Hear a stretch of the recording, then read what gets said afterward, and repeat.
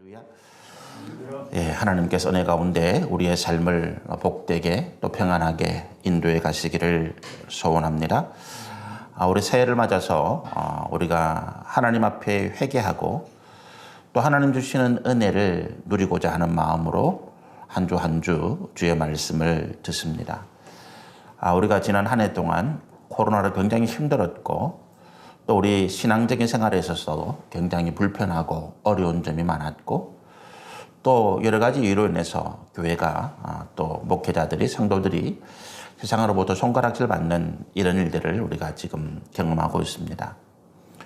우리가 누구를 원망하고 또 누구를 탓하기 이전에 우리가 이 모든 것이 우리의 책임이다라고 하는 것들을 우리가 먼저 기억하시면 좋겠습니다. 왜냐하면 하나님께서 이 세상 이 모든 것들을 창조하시면서 이 세상에 대한 관리 그리고 보전 또 더 나아가서 화평을 이루는 책임을 우리 그리스도인들에게 주셨기 때문입니다. 그래서 이 땅에서 일어나는 모든 문제는 우리와 상관이 없는 문제가 아니라 우리가 책임지고 우리가 관리하고 우리가 바로잡고 우리가 진리 가운데 새롭게 해나가야 할 문제이기 때문에 그렇습니다. 그런데 많은 부분에 있어서 우리가 우리의 책임이나 또 하나님 주신 그 사명을 망각하고 그저 우리가 좋은 것은 받아들이고 또 우리에게 불편하고 나쁜 것은 남의 책임으로 돌리는 이런 모습들이 없지 않아 있었던 것이 사실이죠. 그러다 보니까 오늘 교회가 또 우리 성도들이 또 우리 목회자들이 당하는 어려움들이 그냥 당하는 것이 아니고 하나님께서 우리 가운데 경계하시고 때로는 진노하시는 그런 모습으로 생각이 되어져서 올해 2021년도를 맞아서 우리가 하나님의 은혜와 복을 간구하면서 또 우리 삶에 주시는 소망이 풍성하기를 우리가 소원하면서 가장 먼저 우리를 돌아보고 새롭게 하는 이런 일들이 먼저 있어야 되겠다. 그런 마음을 가지고 우리 지난 12월 27일 마지막 우리 2020년도의 줄 오전 예배부터 우리 송구 영신 예배까지 또 지난주 예배 또 이어서 다음 주와 그 다음 주 예배까지 우리가 이런 주제로 하나님의 말씀을 함께 나누면서 우리의 믿음의 모습들을 새롭게 점검해 보고자 하는 것입니다. 우리 지난주부터 이번 주까지 계속해서 말씀의 제목이 처음 사명과 은혜의 회복이다라고 하는 거죠. 예수님께서 우리를 십자가에서 구원하셨다라고 할 때 엄밀하게 우리가 이야기하면 대속하심이죠. 십자가의 구원의 은혜는 우리의 죄를 대신 속하신 은혜다. 우리가 십자가에서 예수 믿고 구원받았다고 해서 우리의 죄가 속함받았다고 해서 이 땅에서 우리의 삶이 끝이 나는 건 아닙니다. 지난주에 말씀드린 것처럼 우리는 계속해서 이 땅에서 우리 육신을 가지고 때로는 힘들고 때로는 어려운 삶의 일들을 이어나가야 되는 거죠. 그러면서 우리가 천국을 바라봅니다. 우리가 만약에 십자가에서 우리의 죄를 위하여 죽으신 예수님의 그 대속하신 은혜를 믿고 그것만이 우리의 구원의 목적이라면 우리는 우리의 죄를 회개하고 예수님의 은혜를 십자가의 은혜를 믿는 것과 동시에 천국에 가야 돼요. 그렇지 않은 것은 우리 가운데 하나님께 주신 또 다른 계획이 있더라. 그래서 십자가의 은혜는 우리를 새롭게 하나님께서 처음 우리 사람을 창조하시면서 계획하신 그 계획의 첫 자리에 돌려놓으시는 것이다. 회복인 거죠. 죄로 인해서 잃어버렸던, 상실했던 하나님의 거룩한 형상. 또 우리가 이 땅에서 죄인으로 육신의 정욕과 탐욕을 따라 살아가면서 하나님의 거룩하신 사명을 잊어버리고 육신을 따라 살아가던 그 삶의 모습에서 하나님께서 우리 가운데 주고자 하셨던 그 사명의 삶. 이런 부분들이 회복되어지는 자리로 우리를 이끌어 가심이 엄밀하게 이야기하면 우리가 십자가의 은혜다라고 하는 것입니다. 아담과 하와가 하나님으로부터 처음 지음받았을 때 그들은 죄 없는 몸으로 죄 없는 존재로 지음받았거든요. 그리고 하나님께서 그에게 새로운 은혜와 사명을 주셨을 때에 그들이 그 범죄함으로 모든 것을 잃어버렸다는 거예요. 그렇다면 우리도 범죄한 우리가 잃어버렸던 모든 사명과 하나님의 은혜를 예수님의 십자가의 대속하심으로 회복되었다고 할 때 우리는 아담과 하와가 하나님으로부터 처음 지음받은 그때로 돌아가는 그런 영적인 역사로 볼 수 있는 거죠.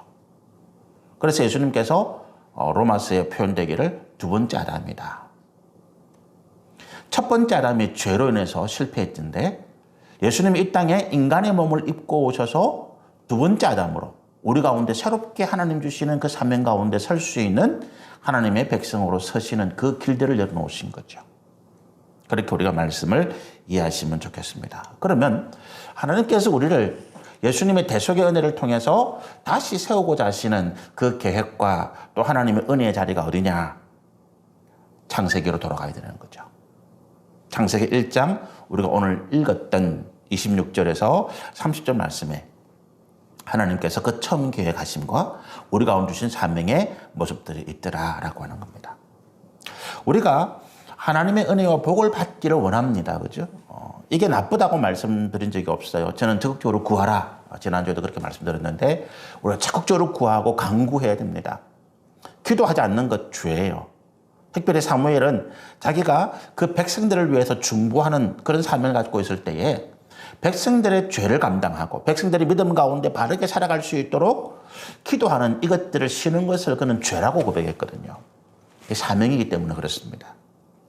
우리가 하나님 앞에서 은혜를 구하고 간구하고 우리 육신의 삶의 평안과 또 우리 육신의 삶의 형통함을 구할 때 이것이 기복주의적인 그릇된 신앙이 아니라 정말로 하나님이 기뻐하시는 그와 같은 믿음의 삶이 되기 위해서는 목적이 달라야 되는 거죠. 그죠? 단순히 나 자신을 위한 것. 누가복음에 나와 있는 것처럼 그 부자가 창고가 좁아서 자기가 보관할 것이 없어서 너무 많은 것을 수확해가지고 창고가 부족해서 더 큰 창고를 지으면서도 주변에 죽어가고 굶주리는 사람들을 이웃들을 돌보지 않을 때 하나님께서 그를 책망하셨거든요. 하나님 우리 가운데 우리 삶의 형통함과 평안과 우리 가정과 사업과 직장과 삶의 터전에 복을 주시는 이유는 나 혼자 잘 먹고 잘 살라는 의미가 아니에요. 나는 그야말로 복의 근원이다라고 하는 것입니다. 아브라함에게 말씀하신 것처럼 너는 복의 근원이다. 샘의 근원에서 물이 나오잖아요. 샘의 근원에서 물이 나와서 이 샘의 근원으로부터 물이 흘러나가서 시내를 이루고 큰 강을 이루듯이 우리가 하나님의 복의 근원이 되어서 우리가 간구하고 우리가 기도할 때 하나님께서 우리의 선한 뜻을 따라서 우리 가운데 은혜를 주시고 복을 주심으로써 그것이 우리에게 고여있는 것이 아니라 우리의 담을 허물고 하나님께서 주신 그 은혜의 강을 따라서 끊임없이 세상을 향하여서 하나님 주신 은혜와 복을 흘려보낼 때 주님이 우리를 축복하시고 더 크게 기뻐하시더라. 그래서 그 목적을 가지고 우리가 하나님 앞에 형통을 구하고 주님께서 내 삶 가운데 은혜 주시기를 구해야 된다라고 하는 거죠. 정치하는 사람들은 그런 목적으로 하나님께 그 정치의 더 큰 뜻을 구하고 사업하는 분들은 또 그렇게 구하고 가르치는 분들은 그와 같은 목적으로 가르치고 사람들을 고치고 살리는 의료업에 종사하는 또 그렇게 하고 연예계 방송계 종사하는 분들도 똑같아요. 하나님께서 나를 복의 근원 삼으셔서 이 땅에 우리 젊은이들 청소년들 이 방송이 얼마나 영향이 큽니까? 악하고 음란하고 인간의 어떤 말초적인 본능적인 정욕과 탐욕을 부추겨서 경제적인 이익만을 추구하는 그런 것에서 정말로 하나님의 선하고 거룩하고 아름다운 진리를 사람이 어떻게 살아가야 될 것인가를 전하고 가르치는 영화도 그렇게 만들 수 있어요. 재미있게 만들면서 또 사람들에게 감동을 주면서 드라마든 뭐 쇼든 그런 목적을 가지고 얼마든지 만들 수 있는 거거든요. 굳이 우리가 성적인 것을 상품화하고 그렇게 해서 뭐 음란하고 또는 비틀어진 뒤틀어진 가정적인 모습들을 만들지 않아도요. 저는 그래서 우리 연예계 방송계에 종사하는 분들이 이런 사명이 좀 회복됐으면 좋겠고 그런 믿음을 가지고 기도했으면 좋겠다는 생각이 참 강합니다. 그것이 우리에게 주신 하나님의 복의 근원이다. 복의 근원이다. 그래서 하나님 앞에 우리가 은혜와 복을 받기 위한 방법은 어떻게 보면 굉장히 단순해요. 간단합니다. 그런데 우리가 왜 이것을 못하느냐? 우리의 정욕과 탐심이 우리의 눈을 가리고 있기 때문인 거죠. 성경을 보면 하나님께서 우리 가운데 은혜와 복을 얻기 위한 방법을 간단하게 두 가지로 제시합니다. 첫 번째는 뭐냐 하면 하나님의 계획하심을 알아라. 그죠? 좀 전에 저런 말씀처럼 하나님이 내게 어떤 계획을 가지고 있는가. 그 계획하심을 먼저 알 때 그 계획에 따라 우리가 나아가고 그러다 보면 필요가 생기는 거예요. 공부하는 아이들은 공부에 필요한 것들이 생겨요. 운동하는 아이들은 운동에 필요한 것들이 생깁니다. 그렇지 않겠습니까? 그래서 우리가 그런 하나님의 계획하심을 따라갈 때 내가 필요한 것들이 생기게 되고 그 필요한 것들을 구할 때 하나님이 넘치도록 주시더라. 거꾸로 말하면 내가 하나님의 계획하심을 알지 못하고 그저 내 정욕과 탐심을 따라 구한다면 오히려 주님의 책망하심만이 있을 뿐이다라고 하는 거죠. 그러면 첫 번째 우리가 주님의 계획하심을 안다고 할 때 두 번째는 뭐겠습니까? 하나님 말씀하신 것이 이 주님께서 이 계획하심을 우리 혼자 걸어가라고 말씀하지 않으세요. 지도 하나 주고 나침반 주고 자 이제 네 혼자 알아서 잘 가봐라. 하나님은 그렇게 말씀하지 않으세요. 우리를 그렇게 역사하지 않습니다. 하나님은 우리 가운데 계획하심도 알려주고 지도도 주고 나침반도 주지만 그것도 하나님이 불안해서 우리가 혹시 잘못될까 봐 어떻게 하세요? 직접 인도해 가신다. 애굽을 나와서 가나안 땅으로 향해 가는 그 이스라엘 백성들에게 하나님이 모세라고 하는 출중한 아주 위대한 인도자를 붙여주셨어요.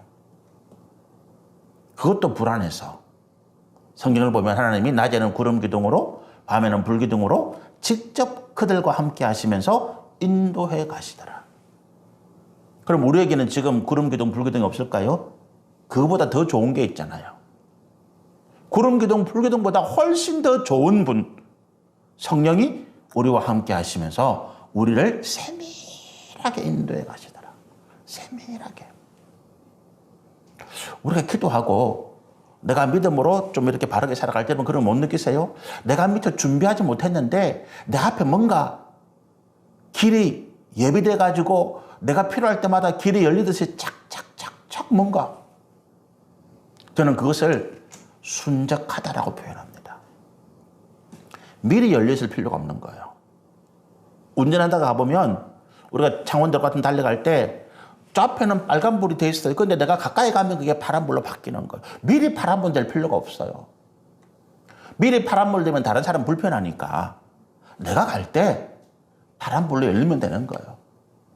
우리가 눈앞에 닫혀 있고 막혀 있는 것 같습니다. 내 자녀의 문제도 그렇고 내 가정 인생의 문제가 참 힘들다 고통스럽다 천만의 말씀입니다. 그게 우리가 그 앞에 다가갈 때 하나님이 우리에게 그 길을 인도하실 때 내 앞에서 문을 열어주시는 거예요.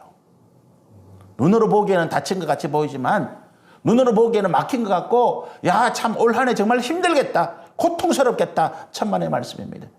우리가 주님의 계획하심을 따라 그 성령의 세밀하신 인도하심을 따라갈 때 우리의 모든 인생의 길이 열려지는 거예요. 그것이 뭐라고요? 하나님의 은혜와 복을 받기 위한 방법이다. 우리는 그걸 따라가면 돼요. 다른 비결, 다른 특별한 방법 없습니다. 어디 가서 무슨 특별히 기도해야 된다더라. 어느 분야에 가서 기도 받아야 된다더라. 그런 거 믿지 마세요. 괜히 우리를 속이는 거예요. 우리는 이 두 가지. 하나님이 내 삶에 계획하심이 무엇인가? 말씀을 통해서 늘 묵상하면서 하나님의 계획하심을 따라가고 날마다 내가 기도하는 가운데 성령의 세밀하신 음성을 듣고 그 음성의 인도하심을 따라가는 모습들. 이런 믿음의 삶을 갈 때 우리는 어떤 상황에서든지 어떤 어려움에서든지 능히 이기고 승리하게 되리라 그렇게 믿습니다. 그러면 이제 하나님께서 우리를 어떤 계획하심의 자리에 세우셨는가? 우리 오늘 26절의 말씀을 한번 읽어보시면 좋겠습니다. 오늘은 26절의 말씀만 우리 함께 나누십니다. 같이 읽습니다. 하나님이 이르시되 우리의 형상을 따라 우리의 모양대로 우리가 사람을 만들고 그들로 바다의 물고기와 하늘의 새와 가축과 온 땅과 온 땅에 기는 모든 것을 다스리게 하자 하시고. 우리가 이 26절 말씀에 하나님의 계획하심과 또 하나님이 사람을 향한 목적하심이 같이 기록이 되어 있어요. 우리 이 앞에 부분은 뭡니까? 창세기 1장 1절부터 25절까지는 하나님께서 여세 동안 이 땅의 모든 온 우주 만물을 창조하신 내용이 기록되어 있잖아요. 그러니까 이 25절에 와서는 이제 이 땅의 모든 것들이 다 창조되어진 거예요. 그리고 마지막에 하나님께서 이 땅에 사람을 만들려고 계획하시고 준비하시면서 이 사람을 어떻게 만들까라고 하는 거예요. 그게 이심줄 전반들이죠. 우리가 이 사람을 만들어야 되겠는데 하나님께서 말씀하십니다. 삼일체시니까 우리가라는 표현을 성경에 쓰고 있어요. 우리가 하면서 삼일체 하나님께서 서로 언언하시는 거예요. 우리가 이제 다 만들었는데 마지막으로 창조의 꽃, 창조의 핵심이라고 할 수 있는 사람을 만들어야 되겠다. 근데 우리가 어떻게 만들지? 그 이야기예요. 그러면서 하나님께서 말씀하시기를 우리의 형상을 따라 우리 모양대로 만들자. 우리가 창세기 창조의 기록 가운데 어느 곳에도 하나님의 형상을 따라 하나님의 모양대로 뭐를 만들었다는 기록이 없어요. 천사도 하나님의 형상이 아닙니다. 그래서 우리가 천사 숭배하는 이건 우상 숭배고 하나님 앞에 굉장한 죄악입니다. 천사가 대단한 능력을 가진 존재지만 천사를 숭배한다? 그렇지 않습니다. 히브리서 1장 14절에 천사는 하나님의 백성들, 하나님의 뒤를 잇는 후사들을 섬기라고 보낸 영이다. 우리를 섬기라고 보낸 영을 우리가 능력이 뛰어나고 뭔가 좀 신비하고 그렇다고 하나님처럼 섬기는 것 그 죄입니다. 천사 숭배 안 되는 거지요. 천사도 거룩한 하나님의 형상을 가지지 못했어요. 여기서 하나님께서 우리의 형상을 따라 우리의 모양대로 만들자라고 하는 것은 계획하심이잖아요. 어떻게 인간을 만들겠다. 그리고 그 뒤에 그리고 그 사람을 바다의 물고기와 하늘의 새와 가축과 온 땅과 땅에 기는 모든 것을 다스리게 하자라고 하신 것은 목적이죠. 다시 말씀드리면 하나님의 거룩한 형상을 따라 하나님의 모양대로 지음받은 사람을 만드시고 이 사람으로 하여금 하나님께서 만드신 이 모든 피조물, 이 모든 세상의 동식물, 무생물, 이 지구, 이 온 우주를 다스리게 하시겠다. 관리하게 하시겠다 그 말이죠. 온 우주까지는 아니겠지만 이 지구상에 있는 것들.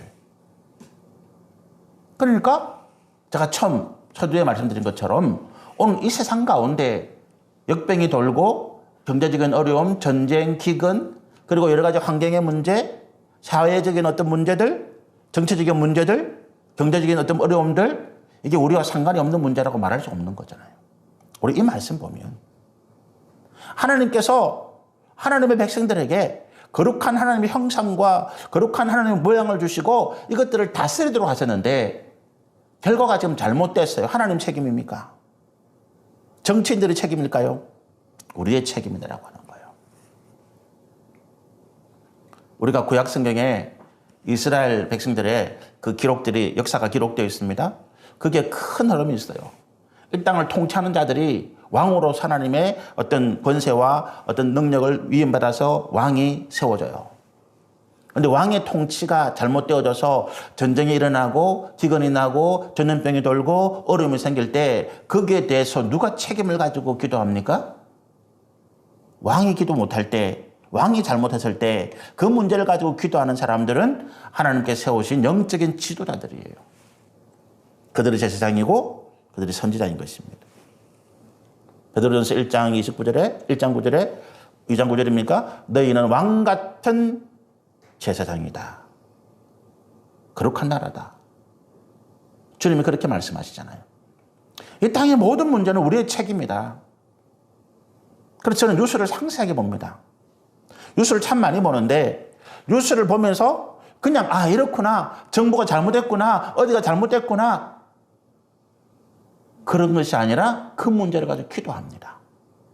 하나님 이 땅에 이런 문제가 있고 이런 엄난하고 폐악한 이런 악한 문화가 이 땅 가운데 넘쳐나고 생명을 경시하고 물질 때문에 사람 때문에 또는 권력의 욕심 때문에 진리가 어긋나는 이런 것들을 보면서 이게 누구 책임이라고요? 우리의 책임이다. 국회의원 가운데요 3분의 2 가까이가 기독교인이에요.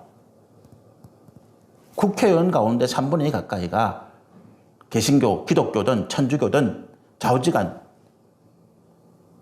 그 3분의 2가 국회에 있으면서 3분의 2면 그렇잖아. 뭐 헌법도 바꾸겠네. 3분의 2가 못할 게 뭐 있어요. 그런데 이 사람들이 당리당략 자기의 신념, 자기의 어떤 정치적인 이익, 이런 것 때문에 이합집산되어지고 흩어졌잖아요. 그럼 이 문제가 누구의 책임이라고요? 오늘 우리 영적인 지도자들의 문제다는 거예요. 말씀을 잘못 가르치고 진리를 잘못 전파하고 우리가 기도를 게을리한. 그래서 우리가 정치인들을 위해서 이 땅의 지도자들을 위해서 기도할 책임이 우리 가운데 있는 거예요. 가슴을 치고 애통하면서. 정연이 사건, 어제도 뭐 김해에 어떤 외국인 어머니가 산후 우울증이 걸려가지고 이제 3살밖에 안 된 아이를 아무도 자기를 돌봐주지 못하니까 말도 안 통하고 병원 가도 뭐 치료도 제대로 못 받고 그러다가 나는 이대로 살면 뭐 하겠노? 나는 이 세상에 필요 없는 존재다. 혼자 죽으려니까 아이가 불쌍하고 그래서 아이를 안고 뛰어내렸는데 아이는 죽고 이 부인은 살아남았어요. 장애를 입고. 그런데 어쨌든 아이를 죽였잖아요. 살인죄로 고소가 되고 구속에도 재판받았는데 징역 3년을 받았더라고요. 누구 책임입니까? 우리 책임이에요. 이웃에 대해서 관심을 쓰지 못하고 내 이웃 가운데 그런 어려움을 가지고 있는 사람들 우리가 알지 못하고 알지 못한 죄. 살펴봐야 되는데 알았으면 제대로 돌보지 못한 죄. 교회는요. 목회자들은 내 성도만 책임지는 거 아니에요. 적어도 내가 살아가고 있는 이 바운더리, 이 용호동, 이건 우리 책임인 거예요. 여기서 일어나는 문제, 여기서 일어나는 범죄, 여기서 일어나는 어떤 사건, 사고들 우리 책임인 것이죠. 영적으로 사방백리 안에 죽어가는 영혼들이 없도록, 굶주리고 육신적으로 고통당하는 영혼들이 없도록 우리가 기도하는 이유가 거기 있는 거예요. 이 사방백리 안에 경주 최부자 얘기를 제가 들었잖아요. 경주의 최부자, 그 교동이라는 마을이 있는데 거기에 가면 경주 최부자 집이 10대가 내려오는 만석군. 지금은 그 정도 부자는 아닌데 다 기증하고 학교 세우고 해서 없어졌는데 거기 최부자 댁 본가가 있는데 거기 앞에 그런 게 있어요. 6조. 최부자 집에 가훈 6개. 그 중에 한 가지가 제가 학생을 탁 쳤어요. 뭐냐 하면 읽어보니까 자기 경내에 들어오는 자기가 관리하는 최부자 집에서 관리하는 그 땅이 얼마나 넘겠어요. 거기 들어오는 사람들은 나그네라도 다 대접해주고 거기서 자기 소작하는 사람들 누구라도 굶어 죽거나 그렇게 해서는 안 된다. 자기 바운더리 그 최부자가 관리하는 거기에 있는 사람들은 누구든지 등 따시고 배부르게 살 수 있도록 해줘야 된다. 그게 집안의 가훈 중에 하나가 딱 들어가더라고요. 저 가슴을 탁 치는. 교회가 이 땅에 세워져서 진리의 말씀과 생명의 거룩한 역사를 통해서 예수님이 이 땅에 병든 자들, 그 상한 자들을 치유하고 고치시는데 우리는 우리 교회 안에만 바운더리 울타리를 딱 치고 우리 성도니까 해줘야 되고 아 우리 성도도 아닌데 그 사람 왜 해줘야 됩니까? 뭐 이런 이야기가 나오는 거는 우리의 죄다. 우리의 죄다. 이 세상에 죽어가는 사람들 향해서 아 그거는 예수 안 믿는 사람들이니까 죽어도 당연해. 인도네시아 거기에 뭐 쓰나미가 와서 거기는 하나님 안 믿는 우상 생기는 사람이니까 몇십만 명 죽는 거 하나님의 심판이야. 그렇게 말하는 것 우리의 어리석음이고 우리의 음미함이고 우리의 죄다. 가슴에 품고 애통하며 기도해야 되는 거죠. 이 사방 우리 백리 이 바운더리 안에 제가 지도로 가지고 컴파스를 쫙 꺼보니까 백리가 40km잖아요. 진주, 거제, 고성 요까지 딱 들어오더라고. 기도해요. 제가 태풍 오면 기도한댔잖아요. 태풍 오면 경상도로 들어올 것 같으면 뭐 서울로 가는 거는 뭐 저는 기도 별로 안 해요. 경상도로 우리 지역으로 통과할 것 같으면 제가 그 기상 일기도를 잡고 기도한다니까. 하나님 태풍 피해가 없도록 도와주세요. 우리의 사명인 거예요. 뭐 하도록? 하나님께서 우리를 거룩한 하나님의 형상을 가진 존재로 만드신 것은 이 땅에 있는 모든 것들을 다스리도록 하기 위해서. 이 다스림이 굴림입니까? 천만의 말씀이잖아요.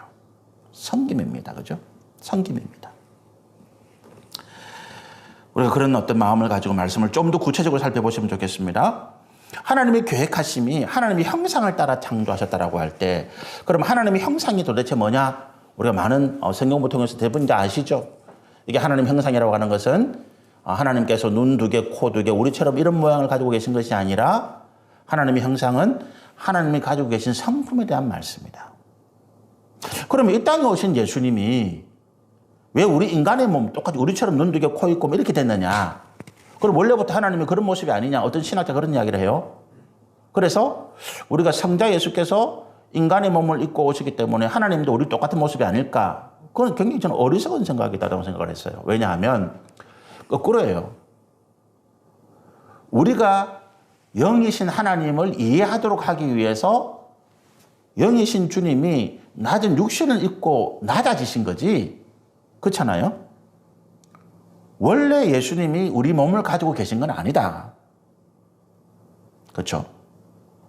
그래서 우리 이 몸은 하나님께서 우리가 생활하도록 가장 편리하게 만들어 놓으신 것이고, 하나님의 거룩한 형상을 따라 지음받았다라고 하는 것은 하나님께서 가지고 계신 본래적인 성품.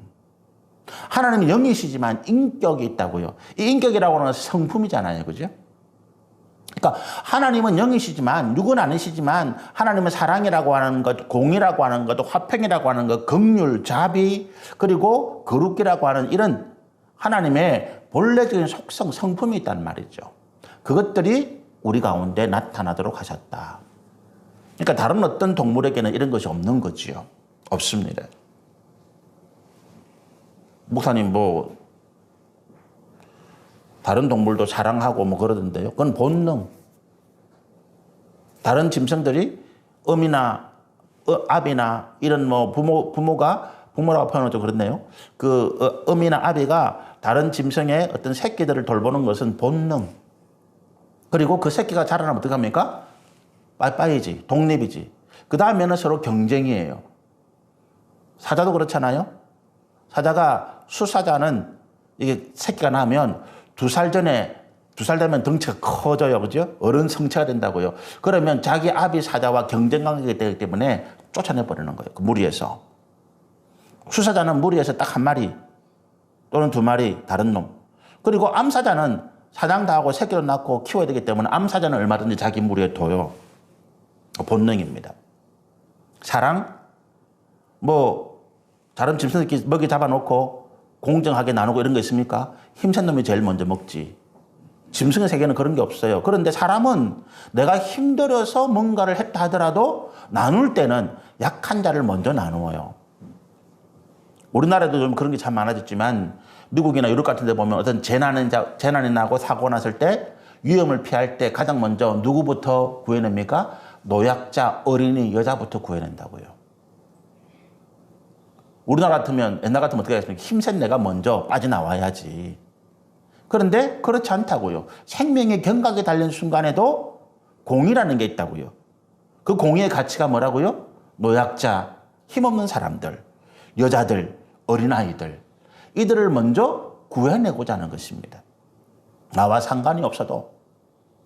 그리고 마지막에 여유가 있으면 내가 살아나오는 거죠. 그런데 나는 그런 연약한 사람들을 살려내고 그 다음에 시간이 없어. 그럼 나는 같이 죽는 거예요. 그게 공입니다. 사람에게만 있는 거예요.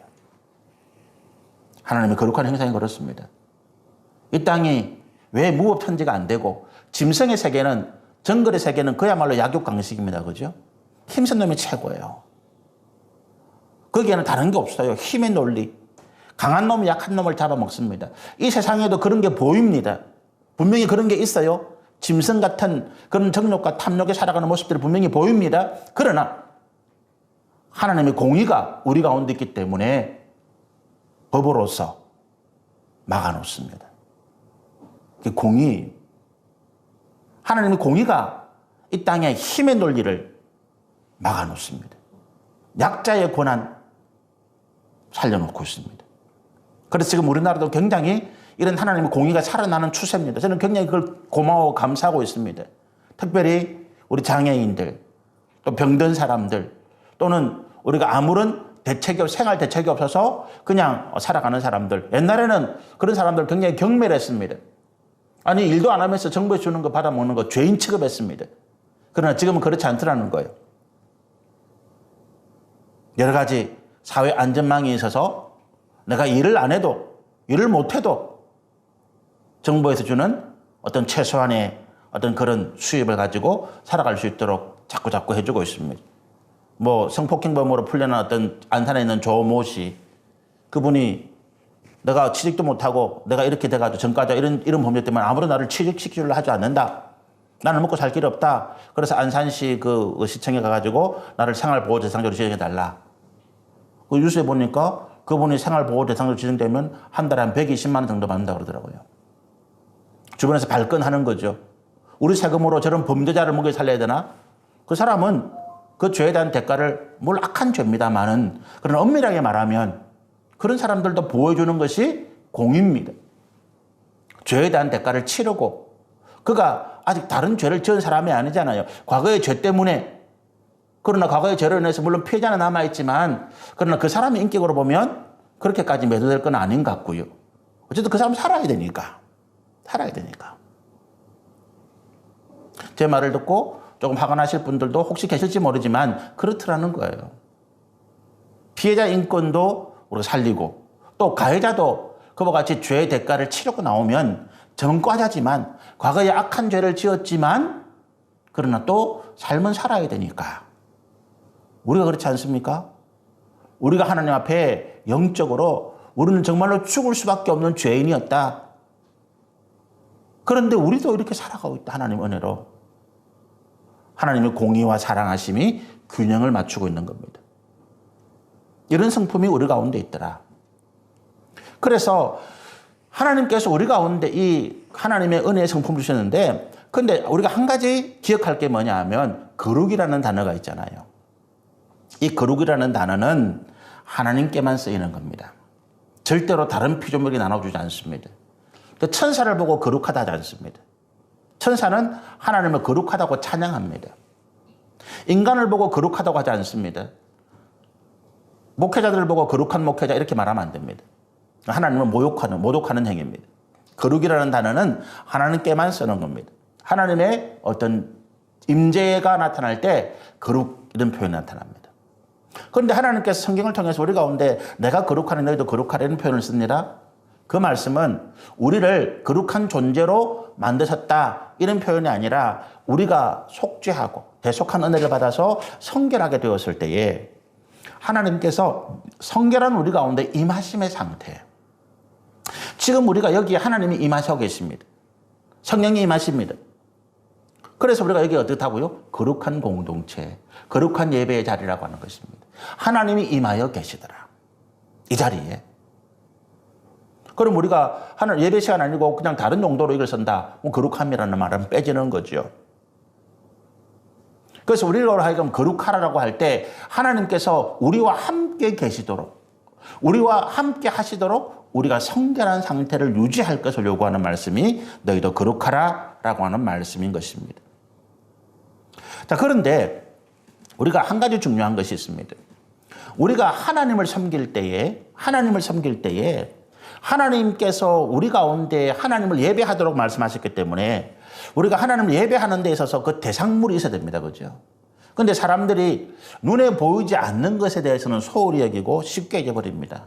그래서 하나님을 기억하도록 하기 위해서 뭔가 형상을 자꾸 만들어요. 우리 십자가도 그렇잖아요. 이때 십자가를 붙여놓은 것도 이 십자가를 보면서 예수님의 대속하심의 은혜를 우리 기억하도록 하는 것이지 이게 예배의 대상물은 아닙니다. 내가 십자가 목걸이를 하고 있다 해서 내 차에 십자가를 붙여놨다고 해서 이것이 나를 지켜주는 건 아니에요. 십자가가 지켜주는 건 아닙니다. 그래서 우리가 하나님께서 십계명의 2계명에 보면 하나님의 형상을 이 땅에 어떤 것으로 만들지 말라라고 말씀하신 거죠. 하나님은 영이시기 때문에 이 땅의 것으로 표현되지 않는다. 2가지 의미가 있습니다. 첫 번째는 이 땅의 모든 것은 하나님이 만드신 피조물입니다.